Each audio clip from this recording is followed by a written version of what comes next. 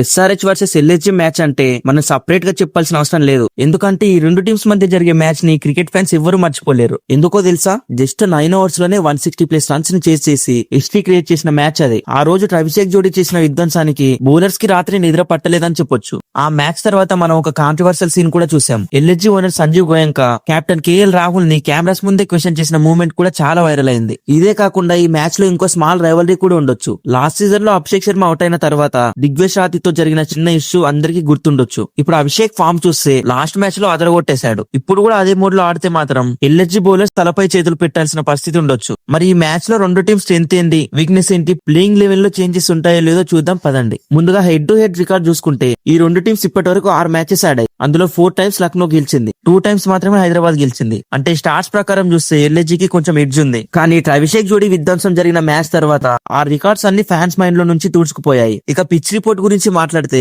Uppal ground లో pitch flat గా ఉంటుంది. అంటే బ్యాటర్స్ పండుగ చేసుకోవచ్చు, బౌలర్స్ కి మాత్రం ఫుల్ టెన్షన్ స్టార్ట్ అవుతుంది. బ్యాటింగ్ కి అనుకూలమైన పిచ్ కాబట్టి బ్యాటర్స్ పర్ఫార్మెన్స్ కీ ఫ్యాక్టర్ అవుతుంది. ఇక టీమ్స్ ఫామ్ గురించి మాట్లాడితే ఎల్హెచ్జి లాస్ట్ మ్యాచ్ లో 140 రన్స్ కి ఆల్అౌట్ అయ్యి వస్తుంది. అంటే బ్యాటింగ్ కొంచెం వీక్ గా కనిపించింది. కానీ ఎస్ఆర్హెచ్ బ్యాటర్స్ మాత్రం మంచి ఫామ్ లో ఉన్నారు. ఎస్పెషల్లీ అభిషేక్ జోడీ లాస్ట్ మ్యాచ్ లో మళ్ళీ బీస్ట్ మోడ్ లోకి వెళ్లిపోయారు. వాళ్ళతో పాటు ఇషాన్ కిషన్, హెన్రీ క్లాసే, నితీష్ కుమార్ రెడ్డి కూడా ఫామ్ లోకి వచ్చేశారు. అయితే ఎల్హెచ్జి దగ్గర మంచి బౌలింగ్ అటాక్ ఉంది. మహమ్మద్ షమి, మోసిన్ ఖాన్, ప్రిన్స్ యాదవ్ లాంటి బౌలర్స్ ఎస్ఆర్హెచ్ బ్యాటర్ ని కంట్రోల్ చేయడానికి ట్రై చేశారు. ఇక ఎస్ఆర్హెచ్ బౌలింగ్ యూనిట్ చూస్తే లాస్ట్ మ్యాచ్ లో కేకేఆర్ ని ఆల్అౌట్ చేసి మంచి కాన్ఫిడెన్స్ తో వస్తున్నారు. కానీ ఆ మ్యాచ్ లో 2 రన్అట్స్ కూడా ఉన్నాయి. అంటే కొన్ని వికెట్స్ బ్యాటర్స్ సమర్పించుకున్నారు. అండ్ మరిన్ని డీటెయిల్స్ మాట్లాడుకునే ముందు ఎస్ఆర్హెచ్ కు ఒక బిగ్ అప్డేట్ వచ్చింది. టీమ్ కెప్టెన్ ప్యాట్ కమిన్స్ ఆస్ట్రేలియాకి వెళ్తున్నాడు. ఎందుకో తెలుసా, తనకున్న ఇంజురీకి ఫైనల్ స్కాన్ చేయించుకోవడానికి. ఆ స్కాన్ రిజల్ట్స్ బట్టి ఐపీఎల్ అవైలబుల్ గా ఉంటాడో లేదో డిసైడ్ అవుతుంది. ఒకవేళ క్లియరెన్స్ వచ్చిందంటే ఏప్రిల్ 17 కి ఇండియాకి రిటర్న్ అవుతాడు. అదే జరిగితే ఎస్ఆర్హెచ్ టీమ్ కి కొండంత బలం వస్తుంది. ఇక ప్లేయింగ్ 11 చేంజెస్ గురించి మాట్లాడితే ఈ మ్యాచ్ ఆఫ్టర్నూన్ గేమ్ కాబట్టి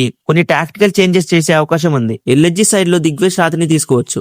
ఇక ఎస్ఆర్హెచ్ సైడ్ లో పెయిన్ ప్లేస్ లో లివింగ్ స్టోన్ ని కన్సిడర్ చేయొచ్చు. ఇక టీమ్ స్ట్రెంత్ అండ్ వీక్నెస్ చూస్తే ఎల్హెచ్జి దగ్గర మంచి ఇండియన్ బౌలింగ్ అటాక్ ఉంది. కానీ బ్యాటింగ్ మాత్రం లాస్ట్ మ్యాచ్ లో కొలాప్స్ అయింది. ఎస్పెషల్లీ టాప్ 4 బ్యాటర్స్ నుండి రన్స్ రావాలి, మెయిన్ గా రిషబ్ పంత్ నుండి. ఎందుకంటే ఐపీఎల్ లో మోస్ట్ ఎక్స్పెన్సివ్ ప్లేయర్. అందుకే క్యాప్టెన్సీ మాత్రమే కాదు బ్యాటింగ్ లో కూడా ఇంపాక్ట్ చూపించాలి. ఇక ఎస్ఆర్హెచ్ సైడ్ లో బ్యాటింగ్ మాత్రం డేంజరస్. ఈ టీమ్ బ్యాటర్స్ ని ముద్దుగా మెంటల్ నా కొడుకులని కూడా పిలుస్తారు. ఎందుకంటే అటాక్ మోడ్ లో ఆడితే మాత్రం మ్యాచ్ ని 1 సైడ్ చేసేస్తారు. అండ్ వీళ్ళకు హోమ్ అడ్వాంటేజ్ కూడా ఉంది కాబట్టి ఎలా యూజ్ చేసుకుంటారో చూడాలి. మరి ఎల్హెచ్జి బౌలర్స్ కి మళ్ళీ ఒక నిద్రలేని రాత్రి మిగులుతుందా, లేదా లక్నో స్ట్రాంగ్ కంబ్యాక్ ఇచ్చి ఎస్ఆర్హెచ్ ని డిసప్పాయింట్ చేస్తుందా? మరి మీ ఒపీనియన్ ఏంటి?